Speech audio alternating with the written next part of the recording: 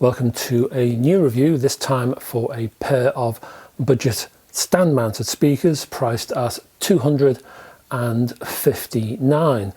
They're from Monitor Audio and they're called the Bronze 50 speakers. This is one tough area. To do well and forge a profitable business in an under £500 speaker market is, on the face of it, virtually impossible.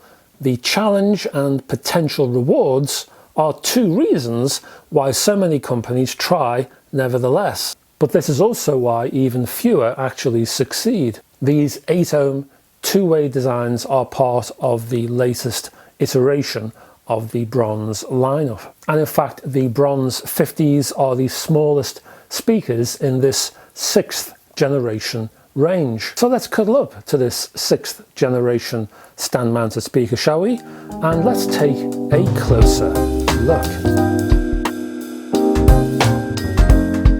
And as you can see in front of you, the 50s are quite dinky in size. If we look at the tweeter at the top there, you'll notice the uniform dispersion waveguide. It combines the CAM 25mm gold dome tweeter, which you can just see behind that cover. Now, the cover, that strange pattern, is, and I quote, acoustically transparent.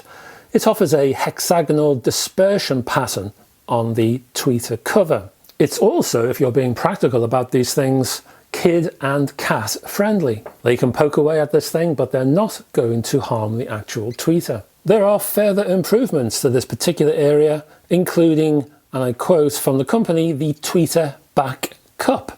The consequence of this is reduced harmonic distortion of up to 37% below 4 kHz, resulting in a cleaner, less distorted signal in the higher frequencies. If we move further down now, look at the 140mm CAM mid bass driver. Here, and again I quote, the new straight-sided conical diaphragm geometry found in the range has been designed specifically to reduce the effects of the naturally occurring cone breakup resonance by giving a controlled and damped response.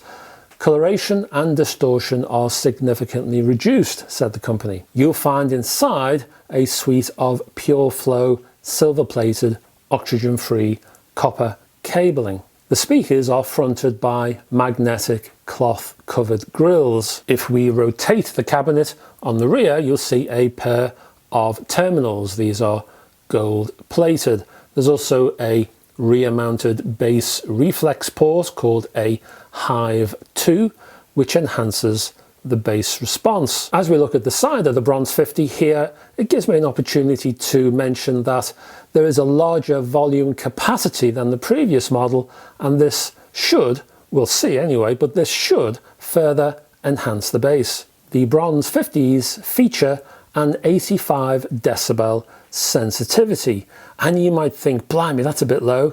These speakers will need serious muscle to drive them, but really any amplifier above 20 watts will be fine. Spanning 281mm by 166 by 265mm and weighing in at 5 kilograms each. Speaker finishes include black, white, urban grey, not grey apparently, urban grey, and walnut. I decided to test the greys. Oh, and if you need your speakers wall mounted, that's fine, there's a fitting for that. Now, before we go on to the sound tests, I need to talk quickly about the marketplace for buying and selling budget speakers, because I must emphasize Monitor Audio's task here with these new 50s. Another reason I wanted to go off on this tangent is I want to explain what the sound quality section of this review does and why it does it. So this is a bit of a background explanation to the sound tests as well. If there's one thing I've noted about hi-fi under £500, it's the absolutely cutthroat competition in this area. Over the past several years, hi-fi manufacturers have become adept at wringing every last ounce of worth from every single penny from their very limited build budgets. And this strive for efficiency is one reason why budget hi-fi has never sounded better. I don't know if you've experienced this yourself. Maybe you can tell me if you have. But budget hi-fi seems to improve year on year. It's fortunate that companies can do this because the margins on budget products are very slim indeed. So every last slice of sound quality matters. Also, because budgets are so efficiently exploited, every few extra pounds you have to play with has a big say in the final sound quality. It's a big deal, and you will see the effects of this during the sound quality test, and this is one reason why I wanted to explain this now. So you tend to find a significant change in sound when comparing £200 speakers to, say, £300 speakers. The difference in sound quality will be greater than if you're comparing speakers at, say, 2,300 and 2,400. There is more wriggle room in higher priced hi-fi. So mistakes up in the mid-range area are not punished as severely. There's more room to maneuver in that area, mainly because the stakes are not quite so high. Now, despite the fact that there are a swathe of high quality, very professional speaker companies who have speaker designs under £500, they're in that budget area, I would say that Q Acoustic in particular seem to have got the essence of what makes a darn good budget speaker. They know all about saving money, they know all about efficiency. So for example, I was talking to one insider for Q Acoustic, and he was telling me that the company, at least when he was telling me this, don't own any of their own testing facilities. What they do is they'll go to somewhere else and they'll rent the facilities for a day or a week or however long it takes, and then they'll come away. They've spent their money, but they haven't invested a whole lot of cash. So the money they've saved, they put into better parts quality and lowering the actual asking price. Now, I'm sure the speaker companies have their own strategies and their own tactics, but Q Acoustic seem to be particularly good at doing this, and the results speak for themselves. And that's why I've decided to test the Bronze 50s with 3 different Q Acoustic speaker designs, all of them priced at under £500. Now, if the Monitor Audio Bronze 50s can do well against the Q Acoustics, I don't mean that they have to be better than the Q Acoustic models, just so they hold their own and they do well against these particular models.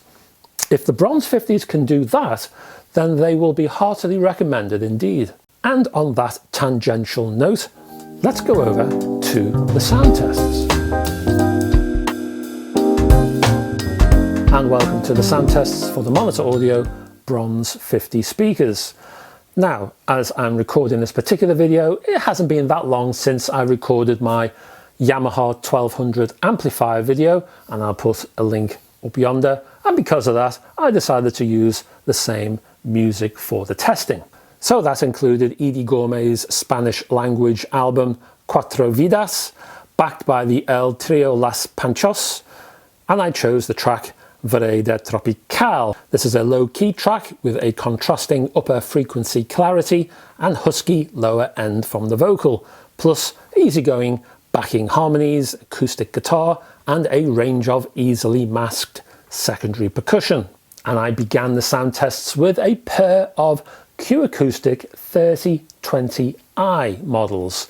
I chose these particular models because basically within a pound or two they're exactly the same price as the Bronze 50s. And what really got me about the initial impression from both sets of speakers was how both sets flirted over a central neutral line. Both were neutral, but one leaned one way and the other leaned another way. The Q Acoustics leaned towards the warm, but the Bronze 50s leant towards the cool.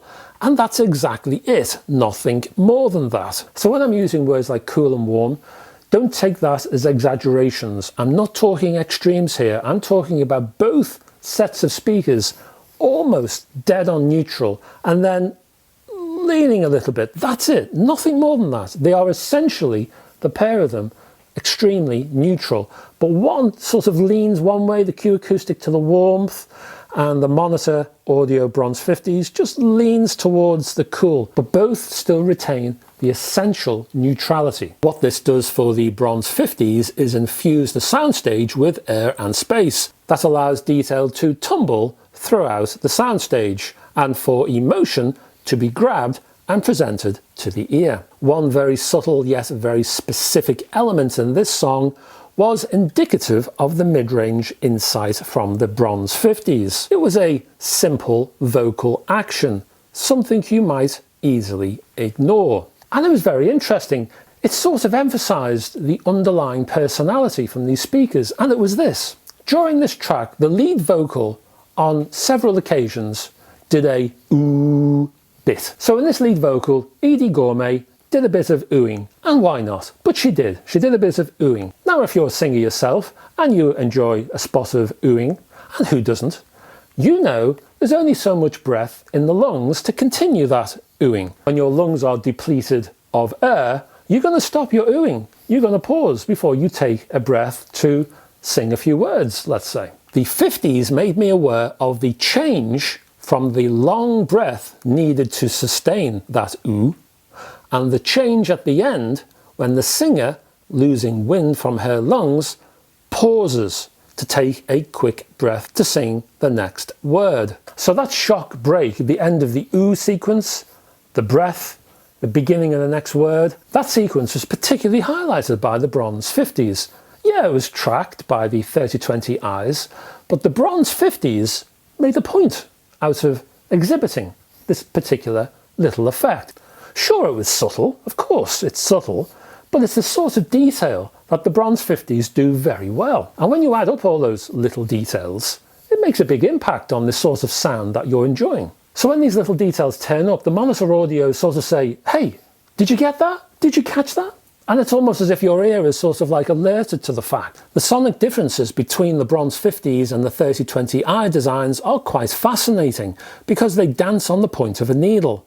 For lower frequencies, the 3020i speakers tip the gourmet lower registers into a pigeonhole I'll call sexy, while the bronze 50 designs label the same registers as, well, emotive, I would say. So Edie Gourmet on this track with the bronze 50s had a greater spring in her step, I would say. The 3020i's tended to smoulder at you, a bit like a femme fatale in a black and white film noir, whereas the bronze 50s sort of look at you with a mischievous twinkle, a bit like those beach movies you used to see in the 1960s, full of fun and gay abandon, whereas the 3020i's tend to be a bit more sultry and giving you the come on, that sort of feel to their sound. So there's pep and spice from the monitor audios.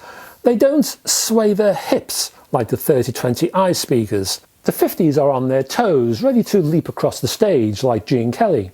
Hence the mids from an acoustic guitar here offers more twang and metallic crispness, while the bass had greater impact and tonal balance. The great space on the soundstage also meant that the monitor audio designs offered improved instrumental separation. What I mean by that is, you could hear gaps between instruments, and because of that, you tended to hear detail around the edges of the instruments, where and how they started and they stopped. This precision enhanced the overall clarity from the speakers as a whole. I then changed tack, went for something a little bit more high energy, and turned to Mr. Ian Jury. This is basically a box of CD singles, and there's a DVD in there just for good measure. Lots of promo stuff, I believe. Called Ian Jury and the Blockheads, the stiff singles, promo videos, and Peel Session. I selected the single Hit Me With Your Rhythm Stick. The mastering on this has a slightly forward mid-range, exacerbated by sax and vocal crescendos, and I wondered how the bronze 50s would cope. Apart from being reminded just how darn good Ian Jury's backing band actually were, I'm talking about the Blockheads, what grabbed me about the bronze 50 performance was this. Firstly, these speakers will not varnish issues from your masters. If you have a bad pressing, then the 50s will tell you all about it.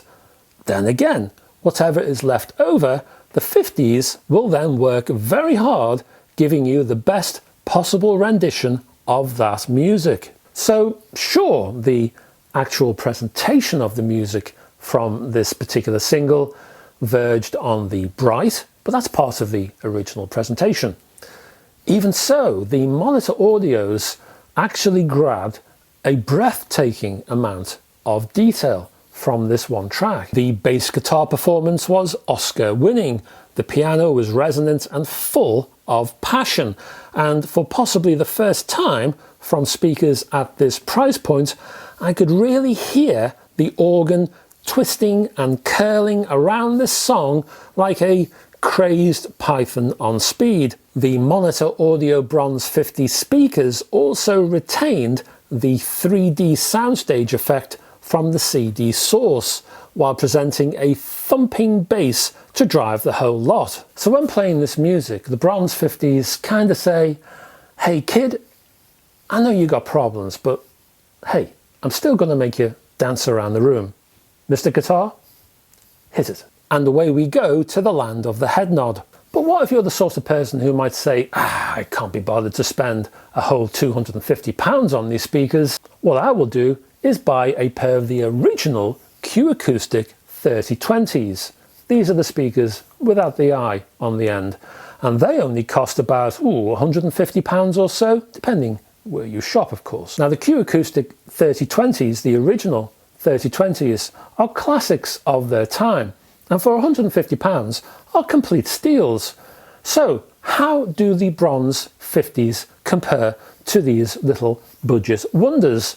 Are they worth the extra £100? And don't forget what we were saying earlier on in our marketplace section about budget and efficiency. Well, the resultant effects are broad, with the 3020 speakers offering plenty of detail, while the 50s, well, the Bronze 50s take things a step further at every single turn. Mid-range provided a good quality dynamic reach on the 3020s, but the 50s pushed a tad higher and further. Bass was rhythmic and massy for a cabinet of the 3020s size, yet the 50s provided a more effective punch, a better impact, giving the song a more efficient drive. So yes, the 3020 speakers are super duper for the price, but the extra £100 from the Monitor Audios give you £100 more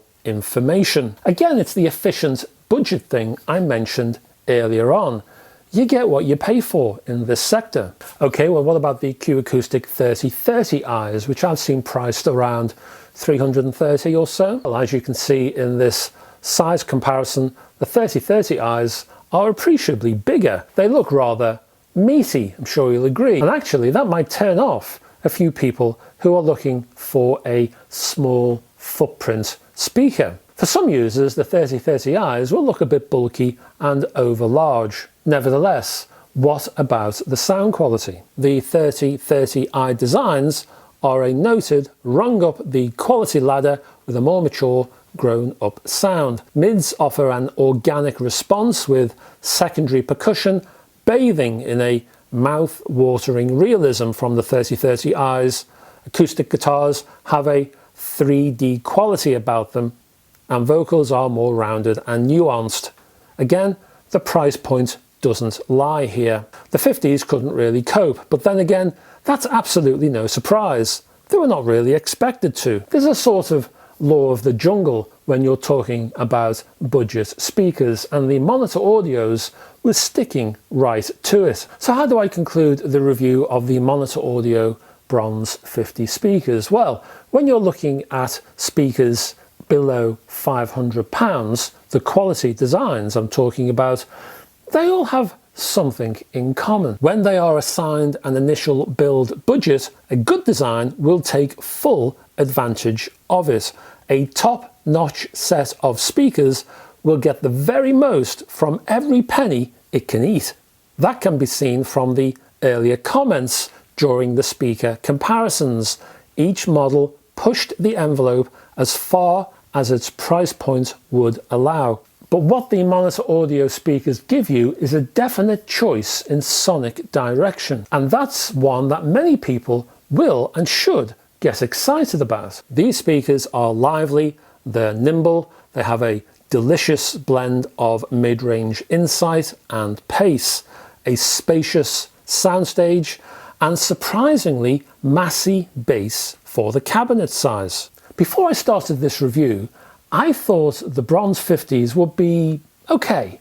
I thought they'd be decent, fine, but I was wrong. They're much more than that. They are brilliant little designs that will get the most from any quality budget front end you care to attach to them. They're highly recommended and well worth a demo. If you can grab a demo at your local dealer, or if you can ask your dealer for a home demo, I heartily recommend that you give these speakers a listen. And that's me done. Thank you very much for sticking with me to the end of this particular video. And I also want to thank you very much for your continued support for this channel. I want to grow it so we can expand and do lots of interesting and different things. And with your support, I'm sure that can happen. So if you haven't already done so, please hit the like and subscribe buttons down below. That would be much appreciated.